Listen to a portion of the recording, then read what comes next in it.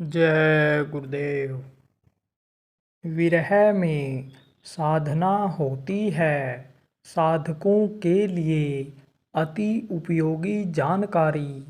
मन न रुके तो गुरु से अंतर में प्रार्थना करो।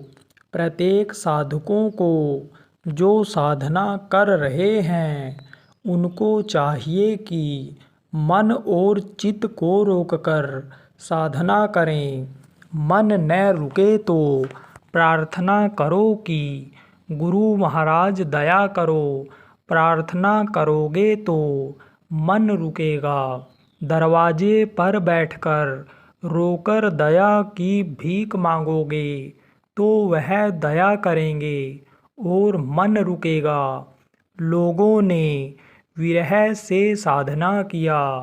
पिछले जो साधक हुए उनके अनेक अनुभव हैं कि उन्होंने कैसे साधना किया, कैसे उनका मन रुका, कैसे उनको विरह उठी और कैसे विरह और तड़प के साथ उन्होंने साधना किया।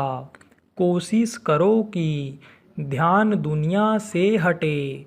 पहले तो मन साथ दे रहा था, लेकिन तकलीफ पाते पाते अब इसकी ये अवस्था हो गई कि सूरत जीवात्मा का साथ नहीं दे पा रहा है। ये डरता है। तुम कोशिश करो कि हमारा ध्यान दुनिया से हटे, कम हो, लोभ मोह कम हो, क्रोध अहंकार कम हो। तुम घाट पर बैठकर इस तरह से गुरु से दया मांगो तो उनकी दया होगी। धीरे धीरे ये कम होने लगेंगे तो मन साधना में लगने लगेगा। यही सब विघ्न पैदा करते हैं, मन को एकाग्र चित्त नहीं होने देते। अपनी निरख परख करो, इसलिए बराबर अपनी निरख परख करते रहो।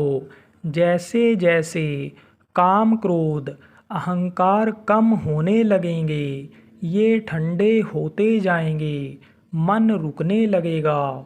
फिर तो यह है, जब चाहा इनसे काम ले लिया और इन पर तुम्हारा नियंत्रण हो जाएगा।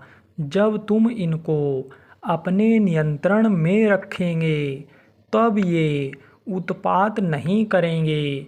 नहीं तो जब आप सुमिरन करोगे वह खंडित हो जाएगा। ध्यान भजन में बैठोगे तो मन उठा पटक करता रहेगा। शरीर तो यहाँ बैठा रहेगा किंतु मन भाग खड़ा होगा। मन साथ नहीं देगा तो सूरत कुछ नहीं कर सकती।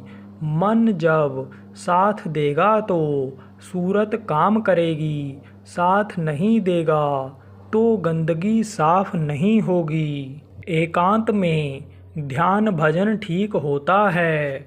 दूसरी बात का ध्यान रखो कि एकांत की तलाश करो।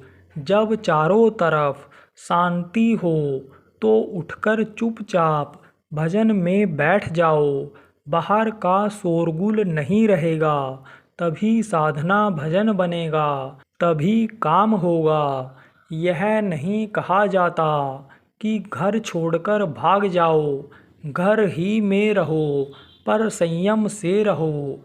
जिन जिन लोगों ने साधना किया या कर रहे हैं, घर में ही रहकर कर रहे हैं।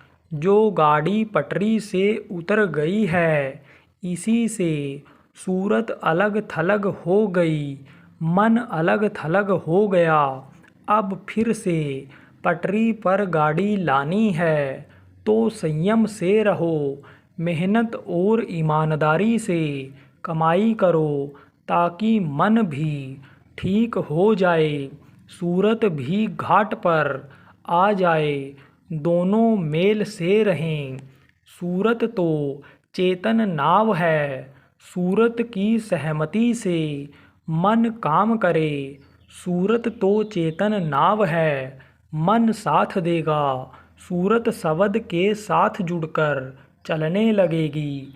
आप सत्संग के वचनों का चिंतन करते रहोगे तो गंदगी जमा नहीं होगी, वह शोध ली जाएगी। दुनिया के काम तो कभी ख़त्म नहीं होंगे। स्वामी जी महाराज के पास एक सेवक आया और बोला कि जो कुछ मैं करता हूँ उसे करने दीजिए। स्वामी जी ने कहा कि साधना करेगा तो जल्दी काम बनेगा और अगर नहीं करेगा तो देर लगेगी। दुनिया के काम तो कभी ख़त्म नहीं होंगे। जब उसने सुना तो उसको बात लग गई। वह सत्संग में आने लगा, सेवा में लग गया और भजन भी करने लगा।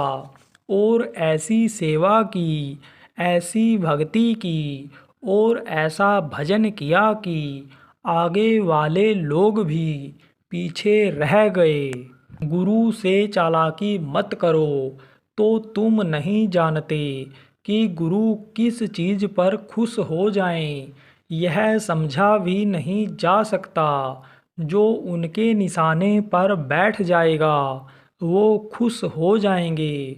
गुरु के सामने चटई और चालाकी मत करो।